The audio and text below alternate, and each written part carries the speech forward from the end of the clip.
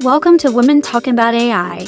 In this episode, Jessica and Kimberly speak with Myra Roldan, CEO of Undesto AI.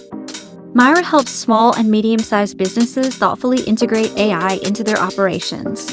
As a former applied AI engineer and two-time Stevie Award winner, Myra discusses how organizations can approach AI adoption strategically, emphasizing the importance of proper policies and critical evaluation rather than rushing to adopt every new technology.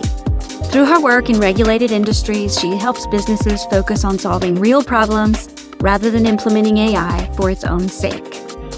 We hope you enjoy. Hello, everyone, and welcome to Women Talking About AI. Today, we welcome Myra Roldan, who is transforming how organizations embrace artificial intelligence. What sets her apart is not just her technical savvy and her amazing hair, but her ability to make AI accessible and actionable for diverse organizations. So welcome, Myra. Thank you. Thanks for inviting me today. This is going to be fun. Is there anything you want to add that I didn't say when I introduced you? No, I think you got it all right there. Okay. I wanted to start out by maybe you can just tell us a little bit about what you do at Undesto and what your major role there is before we get into some of the nitty-gritty questions about AI. Yeah, definitely. So I'm the founder and CEO of Undesto AI. We're a boutique AI consulting company. We help small to medium sized businesses and some large businesses, and we have some enterprise also.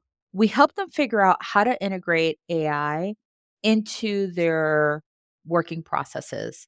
So a lot of companies are now like gung ho about like we need AI, but they don't know where to start. So we help them from the ground up. We do an AI readiness assessment, a discovery. We do everything from technical analysis to make recommendations. We find out what their business goals are. We find out what projects do they have coming down the pipeline? What are their 3-year goals? And then we make recommendations as to how AI can be integrated, where we see the opportunities for them. We really focus on being frugal with AI, meaning let's use the tools that you already have within your organization that you may not be using before you go out and invest a ton of money on a tool that you may or may not use to its potential. That's really smart. I think that last piece that you mentioned it hits on two things for me. One is I think a lot of business leaders are overwhelmed by where to begin and how to use it. And I think that when I talk to folks, there's this tendency to just want to do everything, to just kind of fix every problem you have in your business and then spend the money on whatever is needed. And then it's just that's kind of setting you up for failure. But then I think about the flip side, like how do you manage scenarios where you know the tech is so quickly evolving and there might be something better and cheaper in a month. So it's like managing that as well.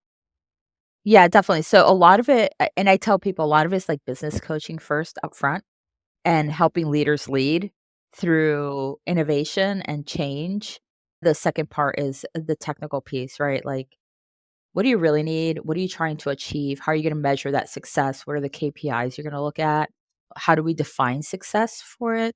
The change piece is like, how do you train your employees to make this shift? And yeah, it's just an interesting process. I really get stoked about it because it's like taking a big puzzle box and dumping it in front of us and then trying to sort out the pieces. Is there a specific industry that you tend to spend most of your consulting in, or is it really sort of all over the map? Yeah, so right now we are in pharma, legal, some accounting, so regulated businesses, and then we have some smaller manufacturing and education. Interesting. Yeah. Can you give us a practical example? This is something I hear people talk about idea of AI consulting and I'm currently integrating AI into my business to do XYZ. Can you give our listeners because most of the time Kimberly and I talk about higher ed. Can you give a specific example? Obviously you don't need to name the company of what that actually looks like, some practical scenarios. Yeah, definitely. So when you think about, so let me just start this with, there are a lot of AI consulting businesses that have popped up overnight. Mhm. Um, you need to be careful and be able to vet the consultants to ensure that they have the knowledge, skills, and applied background that can help your company move forward. A lot of the AI consulting companies out there are like, let's write a great prompt, right? Or buy my prompt library, or let me help you strategize, like very like loosey goosey kind of stuff where they don't really have the business acumen to be able to help you succeed. Let me give you an example. I have I'm going to use my manufacturing client. They are a medium sized business in the realm of SMB, which is small, medium business. They are going through a major heart transplant, transplanting their ERP system, their employee system. That is a big transition. They are working with a with a company to do this replacement of their ERP system, employee resource program or center, whatever you want to call it. Every organization has it. It's like the heartbeat of the company. That's why I call it a heart transplant. The system that they're integrating is AI enabled. What's happening though is that in the process, that is a long process. That's not like, "Oh, we're gonna replace it and it's done tomorrow." That is like a 1 to 2 year process. Mhm. In the meantime, they were trying to figure out like, where do we get started? How do we need to set ourselves up? And so I asked them the same questions I ask every customer. And what I uncovered was that they currently don't have an AI policy. They don't have a strategy. So they're implementing AI tools without having policies and strategies in place. I do a workshop or several workshops. One is to help them create their AI policy. And the AI policy is just guidelines, like those guardrails. What are the guardrails that you're going to put in place that people have to operate in that will ensure your company is using AI ethically and responsibly? And you're Mhm. protecting your company trade secrets. So, business 101, protect your trade secrets. Mhm. Protect your data, understand your competitive landscape. So all of that seems to be going to the wayside with AI, right? For a lot of companies. The second is helping them build a strategy. So understanding like what are your goals, what are your business goals, what are you looking to achieve, what does success look like, and then tying all that in to their AI initiative, right? And so when you think about it, it's no different than building a regular business strategy. The problem is that there's this variable called AI that they don't know what it is. And so they don't know how to integrate it and don't know how to, it's just overwhelming, like you said. I conducted a bunch of workshops with them. We ended up building an AI policy framework together. And I call it a framework because it should be something that changes over time. Not something that you put in black and white, stash it away, tell everyone here's a policy, end of story. Because AI is evolving, it has to be a framework, and those guardrails need to be able to shift with you. And the strategy is more tied towards like their ERP replacement and, how are Mhm. they managing data and how are they protecting data? Where are they storing it? Just a bunch of those other like operational business that impact the bottom line. Yeah, and I would imagine, and Kimberly, feel free to jump in. I could talk about this all day. I feel like we talk about higher ed so much, and now we're talking about business. I would imagine that similarly to how we talk about AI in academic context, it is so highly contextualized. The guidance that you provide a pharma company is going to be much different than the guidance that you provide a manufacturing company or an educational institution. And from what I see just in our bubble that we're in, there is, and I think this is just human nature, the tendency to want to find this one size fits all approach. Like, I'm going to create a framework and then all businesses can Mhm. create this strategy and do it this way. And like many things, it just doesn't work like that. And I think that's something that people have a hard time wrapping their head around, combined with what's being said in the media, where it's just being pushed like speed, efficiency, productivity, or those buzzwords we're hearing. So I'm curious what that means in terms of misconceptions. What do you feel is one of the biggest misconceptions you hear when you come into a business and start to talk to them about developing a policy or a strategy? Is there a certain misconception that stands out? The first one is that they don't need one. The second one is that they really believe that AI is gonna solve all of their problems. You can't fix bad management with AI, right? You Mm. can't fix fiscal irresponsibility with AI.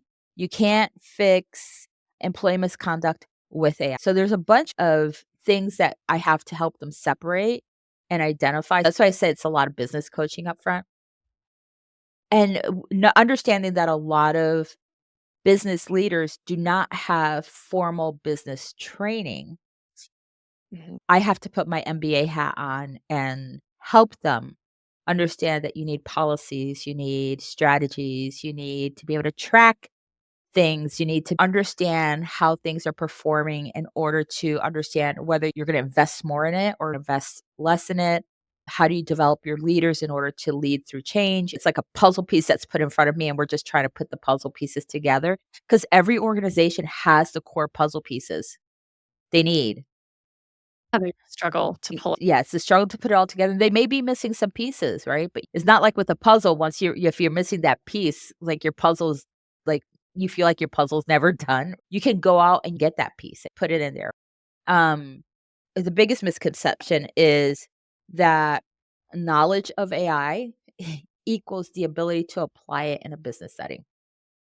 That was one of the things I was going to say. One of the things I hear a lot is like I mean, Kimberly and I even struggle with this. When we started Moxie, we try not to say this anymore because we're much more technical than we would give ourselves credit for, but we're not computer scientists or machine learning engineers. Our very first thought, which I think is a lot of individuals' thoughts, especially when they're leading an organization, is that they need to bring in just the technical expertise.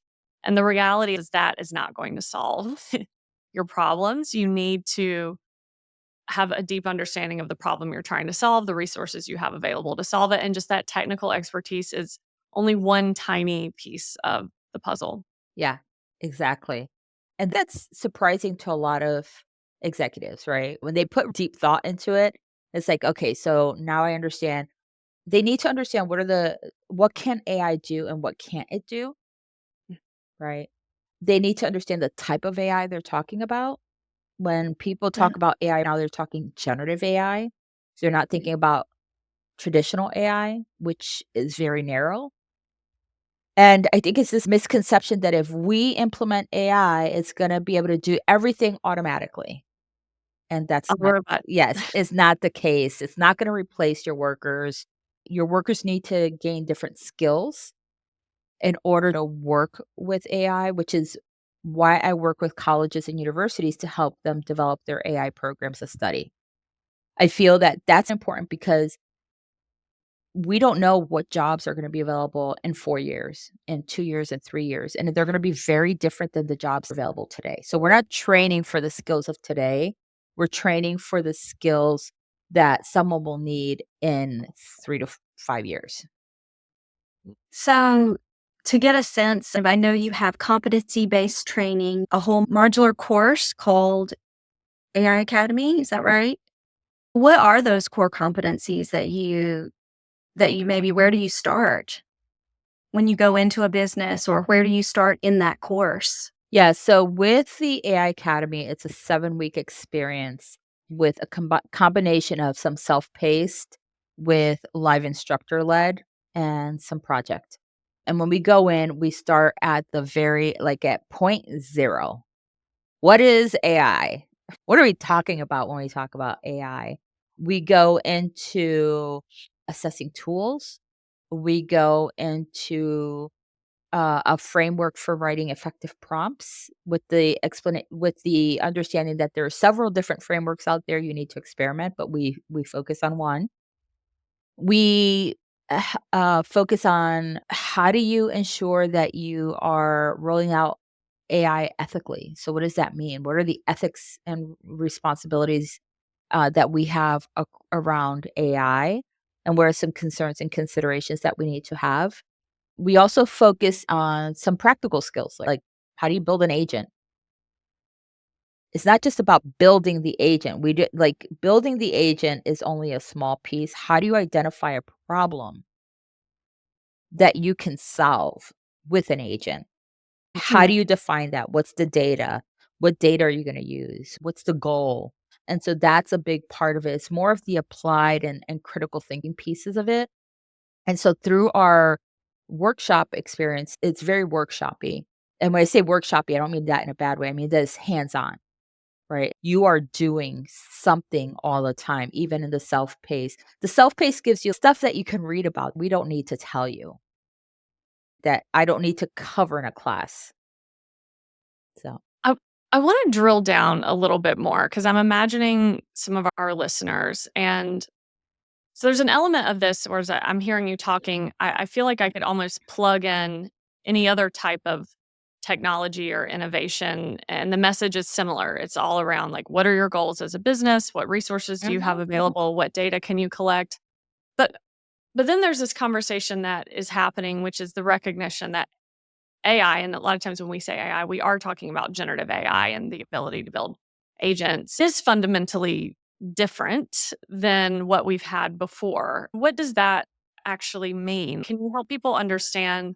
I don't want people to listen to this and to think, oh, well, I guess it's not that different. It sounds like this is how you would approach it with any sort of change that's taking place with a technology. But we know it is fundamentally different. So, can you help us just differentiate that for the listeners?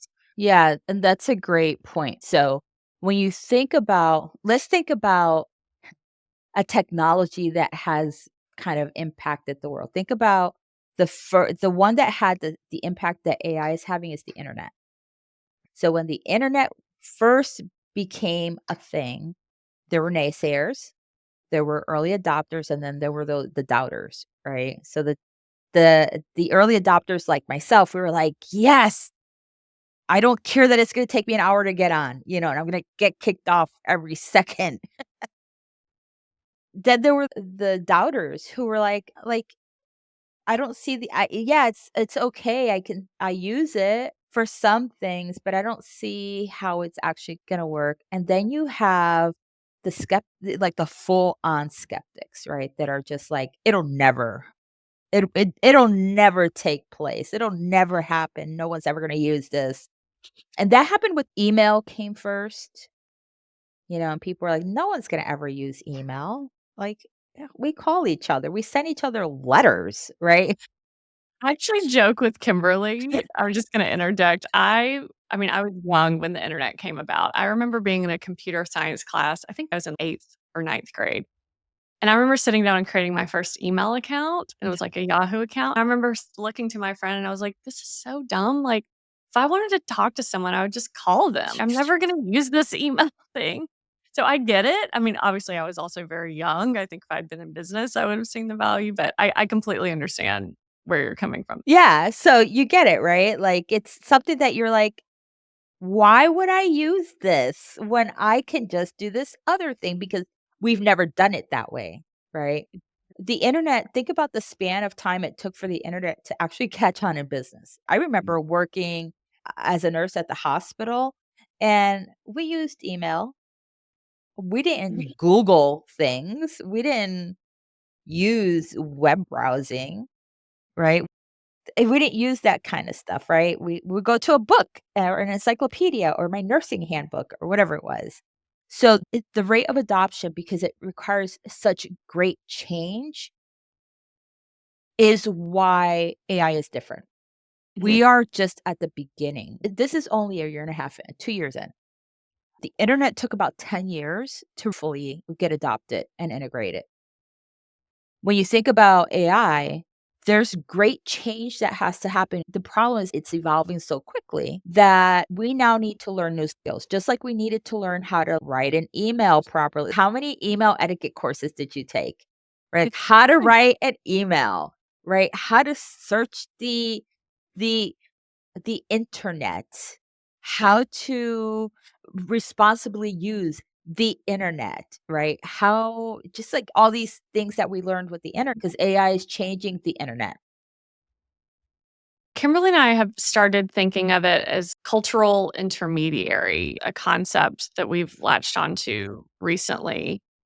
And because we're trying to find words to help people who are not technical. We've become pretty technical, but like I said, we're not computer scientists. to help them also see this technology fundamentally differently than any other digital technology that you might use. And what I mean by that is, so I'm going to dig into something and I'm going to try to bring it full circle, is it, in the way that AI is being talked about in the media, all of this talk about scale, productivity, efficiency, speed, increased ROI, robots taking over. Tesla had that release where they had robots. And then they said that humans were controlling them, but still it's like that's what's in the media. And in many ways, I think that generative AI is like a byproduct of late capitalism. It's like our capitalist ideas really are these are our ideals as capitalists. And then we have generative AI who can help us, which can help us now achieve these ideals at scale. And so that's like a concern that I have when we're only looking at it through that lens. I don't think everyone looks at it through that lens, but that's what's sort of being shoved down our throats by these really big tech companies and how they're pushing it. And then we see people start to talk about it in that way. And on the other side of it, especially in an educational context, it's like, okay, we can recognize that that might be true, but that doesn't mean that it means you completely reject it or accept it because you embrace those ideals. Rather, you also have to see it for what it is, and it is a reflection of the data it was trained on. So we think about the biases that are inherent within these models and how they can sometimes amplify biases in the way that the users are using them.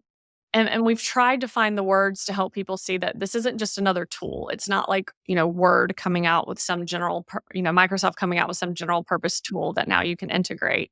And so we've been trying to find words for it. And we like the term cultural intermediary. I'm curious, it came from, maybe Kimberly can explain cultural technology from Gopnik's work, Alison Gopnik.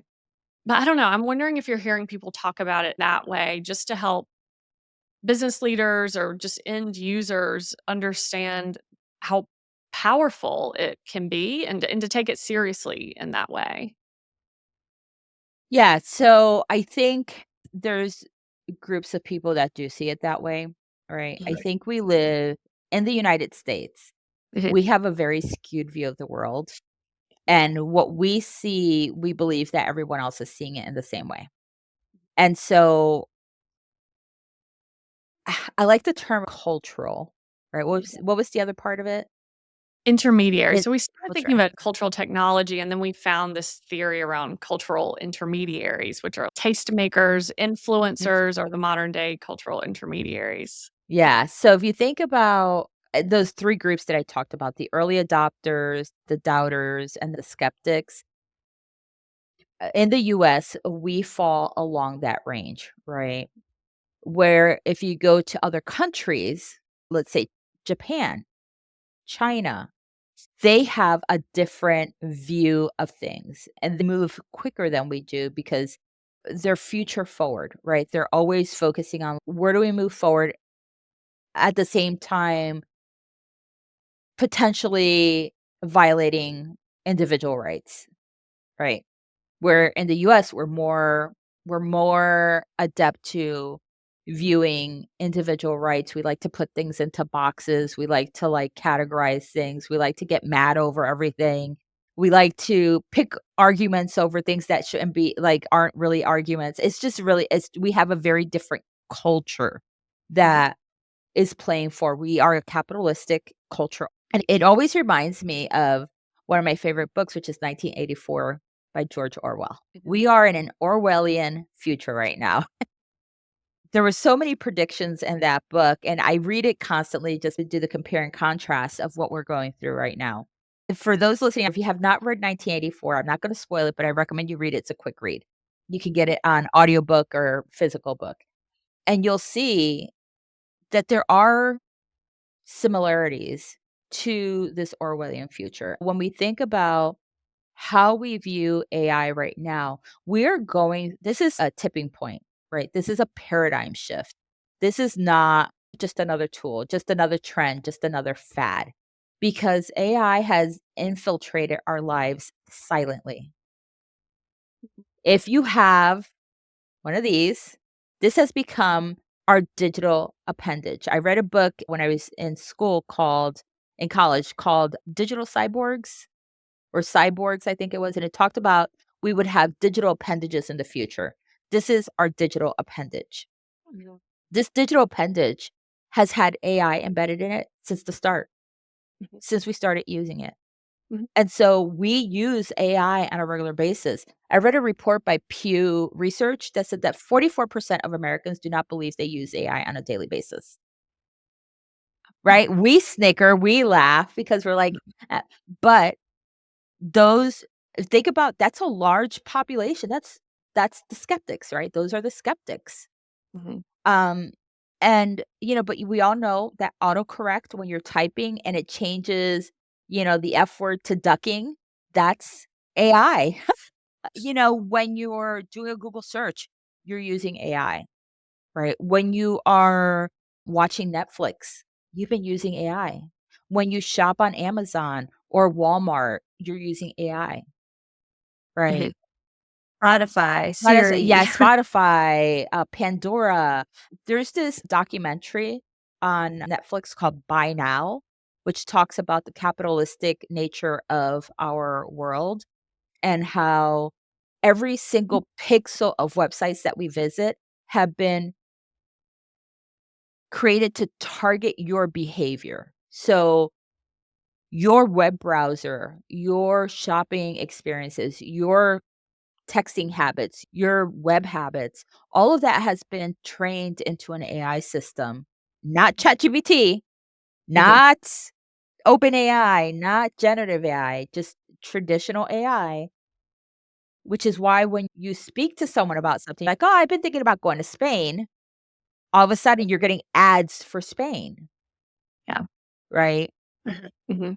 And it's because you have been using AI and don't realize that you've been using AI.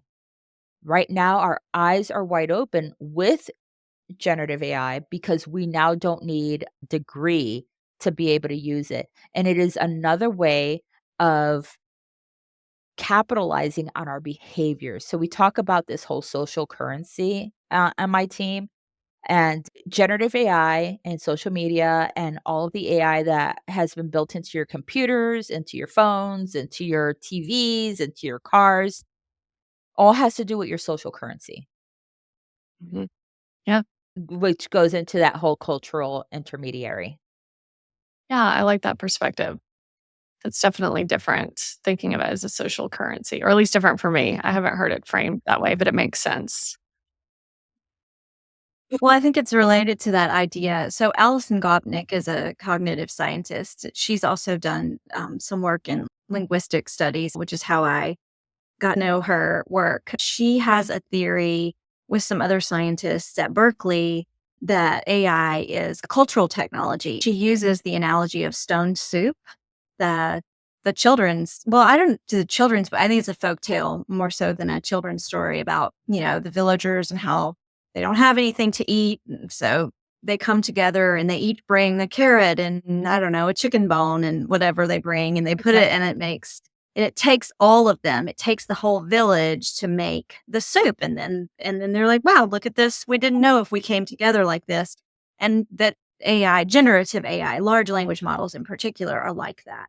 Yes. Um, and then there's this other piece of it that's like what Jessica was talking about with the cultural intermediary, which I think I didn't understand until I was able to say, oh, it's like an influencer, because really it's the companies who have, curated these models and we don't really know what's in them. We have general sense, but we don't know for sure what's in them. And so they are curating this and then we're not sure exactly how that's being kind of repurposed for us when it comes out. And I think that's where people get all twisted up about, is it plagiarism? Is it, how do we cite it and all of that?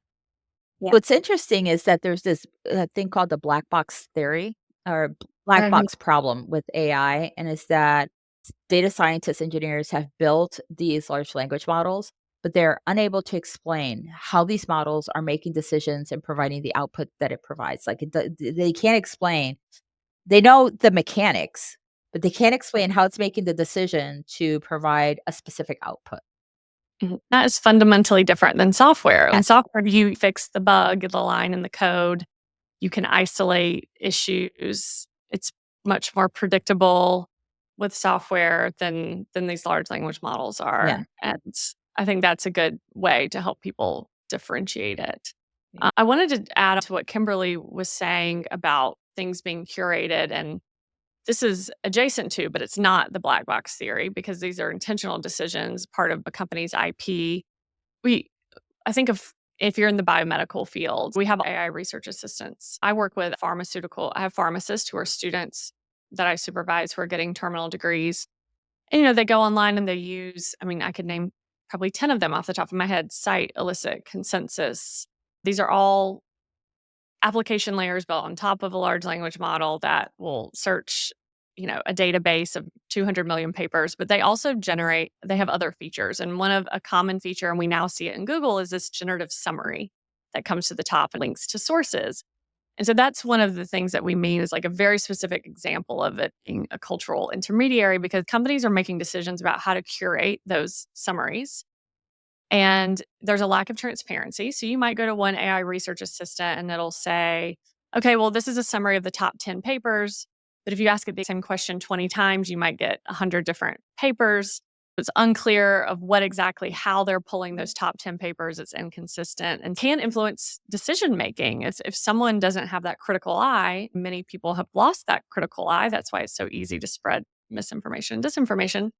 That's scary to us. And so that's one of the reasons we're trying to help people see it a little differently, not just taking everything you believe at face value, but then there's this extra layer. It's not just the tech, but also the company that's building the tech and curating it in a way, presenting it to you in a way that might not be completely transparent.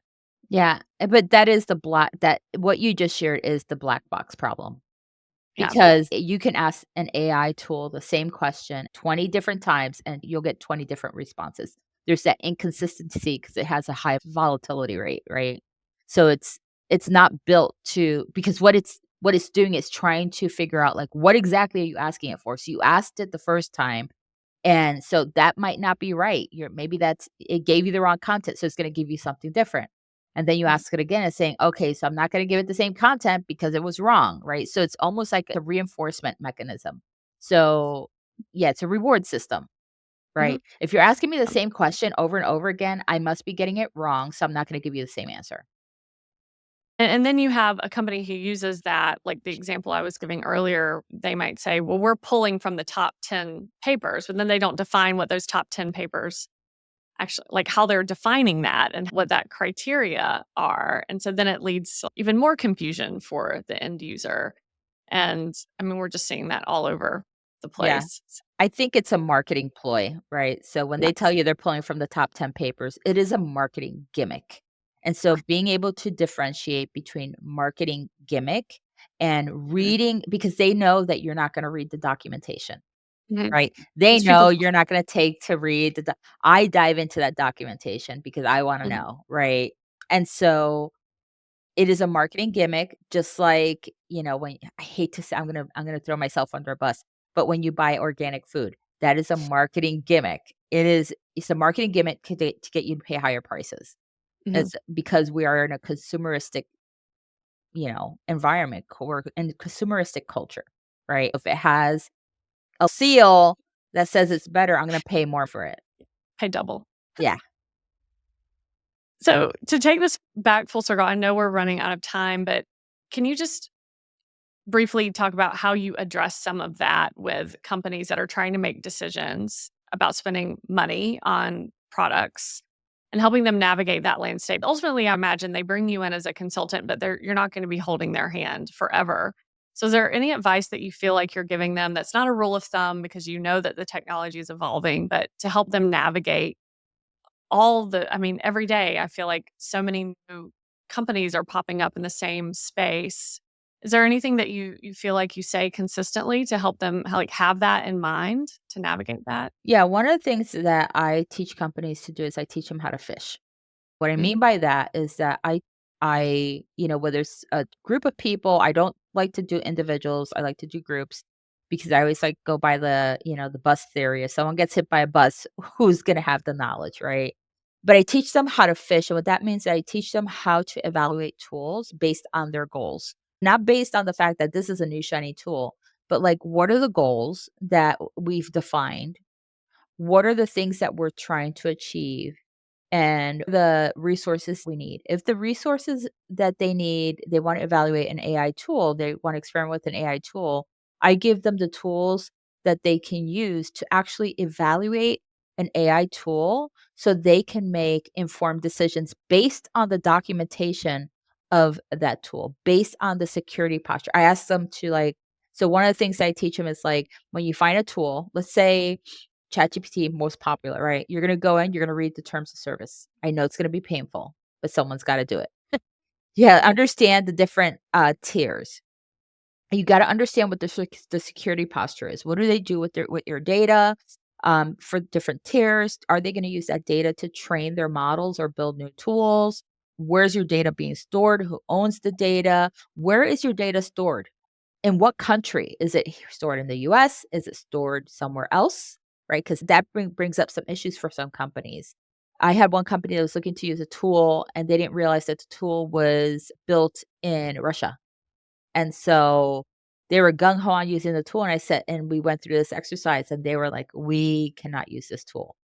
I teach them how to, it's a matter of picking up the phone sometimes or sending an email and saying, I need your security posture. I need this date because we want to do a security review for your tool so we can figure out if we're going to integrate it into our environment. That's really good advice. Yeah, I think most people don't realize. Well, that's kind of the irony is suddenly now people seem to be more aware of it and they're like, oh, I don't want to share this. My data's private. And I'm like, if you've been on the internet and you have an iPhone, a smartphone, your data is out. Yeah, let me just share one thing so if you have an iPhone, did you know that your iPhone takes a picture every 30 seconds? No. Yes, your iPhone takes a picture every 30 seconds of your environment or of you, and it's ephemeral, so it doesn't store it inside of your phone, but it does there's no way to turn that feature off. So, every 30 seconds. And it's just part of their data collection. Yep.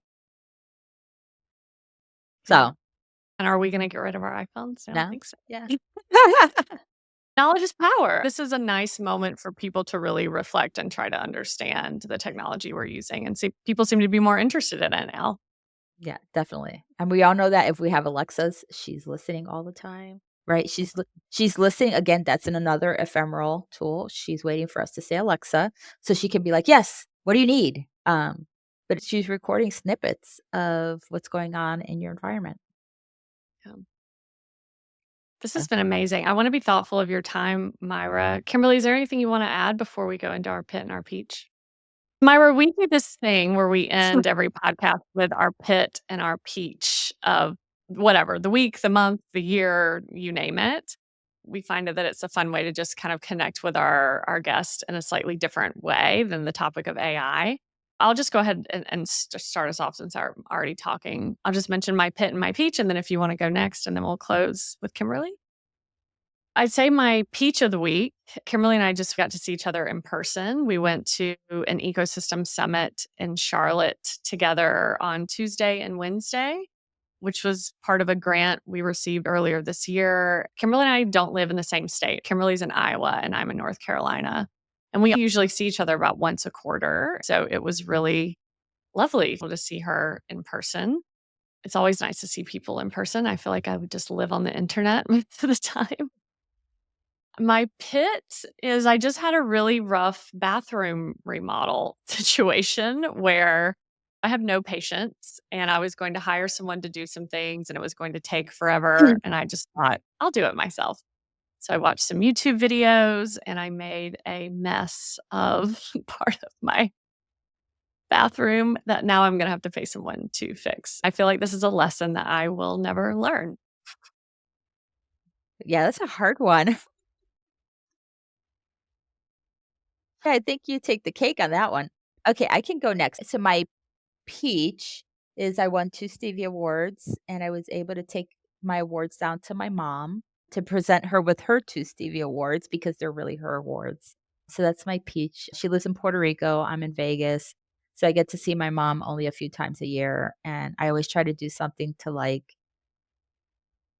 make her smile. That's always my goal. So that was my peach. Got to spend 8 days with her. And then my pit doesn't seem as much of a pit right now, but, like, my pit right now is, like, I'm trying to decide what to do with my living situation. I am a perpetual renter. I refuse to buy. I sold my house. I have a house in Puerto Rico. I don't need to buy another house. I sold my house here in the States. So I've been renting and it gives me the flexibility. So my pit is like, do I move to another location here in Vegas? Do I move to Spain?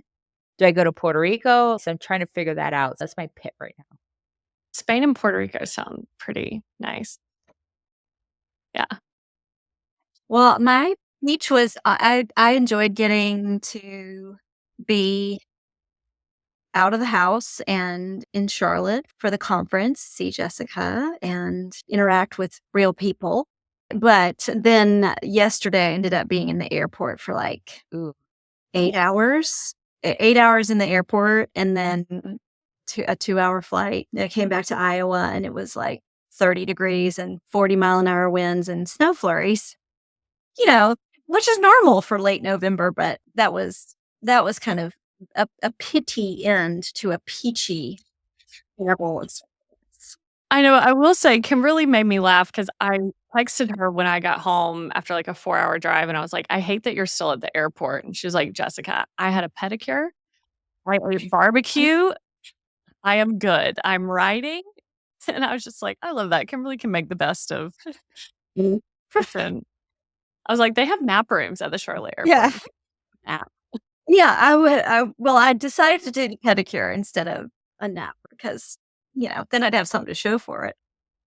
Well, thank Myra so much for doing this. We just appreciate your time so much and have learned so much from you. Is there anything else you want to before we? Can you say what a Stevie Award is? I don't think we addressed that. So Stevie Award is a award for business professionals. It is an international award. And this year, I think they had 1,300 people submit nominations. I was lucky to be one of them. They have like 100 categories also.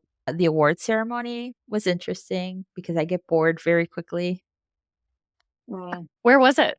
It was in New York. So I got Oh. I got to go into the city and from New York, I went to see my kids, the highlight for me. The pit was having to sit there and listen to people talk. The peach was seeing my kids. Are you able to resist the urge when you're in your, I guess it depends on the environment, but are you able to resist the urge to look at your phone or try to be productive with your time? Or are you able to just settle in and just listen? I cannot settle in. I get very antsy. And so my kids have a text thread and they were just making jokes because they were watching virtually. Oh, no. That's funny. So it kept me entertained. I love that. I know Kimberly doodles. Every time at the conference I'd look at her, she's doodling. I get bored very quickly. Yeah. We have to doodle. It's like a meditative practice for me. I mean, that's what I tell people. Because they look down on me. They're like, look at her. She's such a child. She's doodling. No, I'm meditating. I tell them they're boring you. Changes the whole feel of it. Meditative art. I like that. I'm going to steal that. Yeah.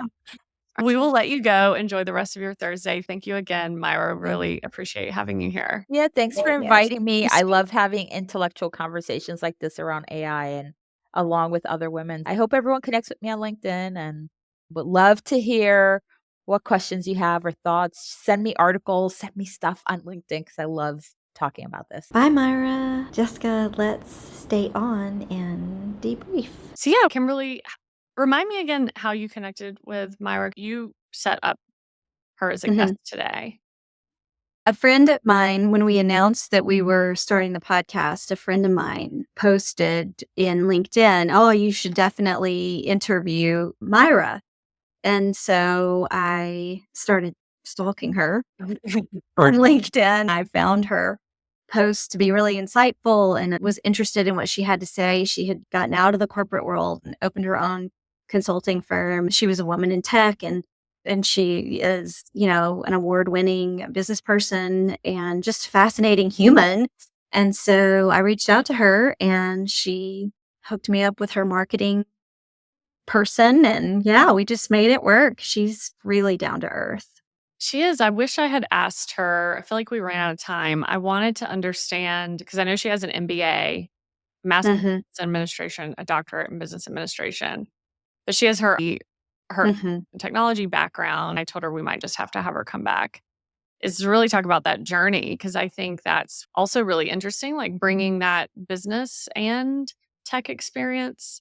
And we just found out she had also been a nurse, which is also As a fascinating. She she's had a very a wide bookkeeper. yeah, yeah. She's fascinating. She's Mhm. just a jack of all trades. I think that's probably what makes her really good at what she does and has probably contributed to her Stevie Awards for sure, if not all the things, all the jobs. So what did she say at the end? She was doing a keynote and she was showing us what her keynote was about, the kind of non-linear path of her career. She was saying every job she had, she learned something and took it to the next. Yeah, it makes sense. Sometimes you're not aware of it, but yeah, if you look back and you think about your past experiences and how they prepared you for your current ones. I think what I'm constantly shocked by is we keep getting these good guests. You and I were nervous about whether we would have the time to dedicate to this podcast. I had the thought of like, well, who wants to talk who wants to talk to us? But it's been really nice to just meet some incredible people who have different perspectives. And Myra comes from a business background, so that was definitely different than what we Yeah. typically talk about. Yeah, we didn't have time to get into any personal, but I wanted to ask her, like, what about AI captured her Same. attention? I mean, there were so many things. So, Was there yeah. anything that stood out to you from like a because we don't talk a lot about AI and with the intention to integrate AI into business. We really focus on education. Is there anything that stood out to you that was surprising?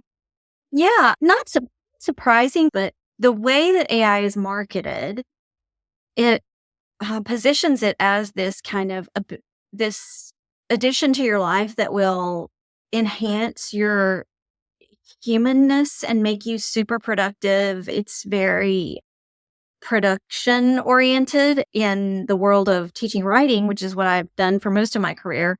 It's process oriented. I've been constantly trying to get people to shift and think about the process and what's the real problem here, not just checking the box, but what's the goal. And it was the same thing with business. That's what she was saying, getting people to home in on and drill down on what problem we need to solve, what's our goal here, and then what resources do we already have in place so that we're not adding a bunch of extra stuff, tech just for the sake of tech. And you and I have talked about that a lot. That used to be part of our kind of canned spiel that we had, was like, we do not believe in tech for the sake of tech. It needs to be solving a problem. And hopefully that is something that is not humanly scalable. I mean, that's the whole beauty of technology, is that if we can harness it to scale something that's not been previously scalable, then that's what really makes it optimal. I know, but then I think about it's not small businesses, but businesses where you have investors, where you have board members Mhm. who you have to answer to as a CEO who expect a return. They want maximum ROI. That is how AI is being very heavily pitched is like, here's an opportunity to increase our ROI, potentially drop our prices at the same time to make our company more competitive in the market. How can we leverage AI that way? And along with that conversation, typically comes a conversation around cutting jobs. Mhm. And there's some indication of this happening in the market within certain industries, but it seems like that sort of conversation dominates the conversation, which I think is Mhm. unfortunate, which is part of what's feeding this fear around job loss, leading to resistance or head in the sand thinking. We didn't have time to get into that with her, but I mean, obviously, you can't generalize. Everyone comes to a consultant thinking about AI in a slightly different way. But I would imagine that the bigger the business gets, the more likely there are outside investors who are probably putting pressure on leadership to make decisions about AI integration for one of two things for ROI and competitiveness, which ultimately leads to better ROI. So they're both related. You can't really separate them. But Yeah. So I mean, she specifically said she worked with SMBs, so small to medium sized businesses. Yeah. Maybe she doesn't see as much of that, but I don't know. That's just something I think about a lot. And then how that sort of decision making, where the focus is on the board members, that's not Mhm. taking care of the employees. This has been a long time problem in capitalism. Like, how is AI going to potentially like exacerbate that issue? Mhm. And how do you manage that? Like, if you really do believe in human centered AI, and I think Myra does, I'd be curious to know what happens when you come to the table and someone is meeting her there. Like, okay, well, my only concern is just maximizing. Yeah, I wonder how she would balance that, and I can't imagine she hasn't encountered it, but those are some things we just didn't have time to get into today. Yeah. I was listening to a podcast last night when I was driving home from the airport, and it was this indigenous woman who is also a botanist, and she was talking about how she was talking about, okay, just stay with me here. She was talking about the economy of plants and how plants have an evidence-based generosity about them that helps them serve the community and the ecosystem that they are in. That is like a ripple effect, has a ripple effect. And she has a new book out called The Service Berry. Let me just look it up. It's a specific kind of berry. And of course she talks about it much more eloquently than me. Her name is Robin Wall Kimmerer. She also wrote the book Braiding Sweetgrass, which was very familiar to me. But it was just fascinating. It was just talking about how, as long as we have this approach to success, it's like more for me, more in my pocket, Self then we never will be able to really live in community in an ecosystem like the natural world. We just keep moving farther away from the natural world, the order of the natural world. It was really interesting. And of course, the interviewer pushed back, well, are you saying this is going to upend capitalism? And she was like, of course not. I'm just one indigenous woman talking about this, but I have a fascination with plants. And so, yeah. And then she said in her native language, they don't have a pronoun. The plant pronoun is just like for a human. They don't have an it. They don't refer to plants as it. Interesting. It's I guess it's like a they or a he, Okay. she. But yeah, it's definitely like an animate living. I mean, it is, but the There are pronoun. female plants, for lack of a better word. I don't know. Yeah, sure. And that was interesting to me as a linguist because, I mean, we know that the way that certain elements of our language shape the way we think about things. Well, yeah, that perfectly captures this sense of cultural intermediary. A lot more small and medium-sized models are being built, and obviously, I'm not in another country, but I'm in the US, so I'm very much influenced by what the frontier models here are, but we know that they are capital weird, Western, educated, industrialized, rich, democratic, Mhm. and it's language. And how is that shaping other people's interpretation, meaning making? Um, it's, I think, an important conversation. That's what I was trying to get at today. I just don't think I was articulating it very well. Yeah.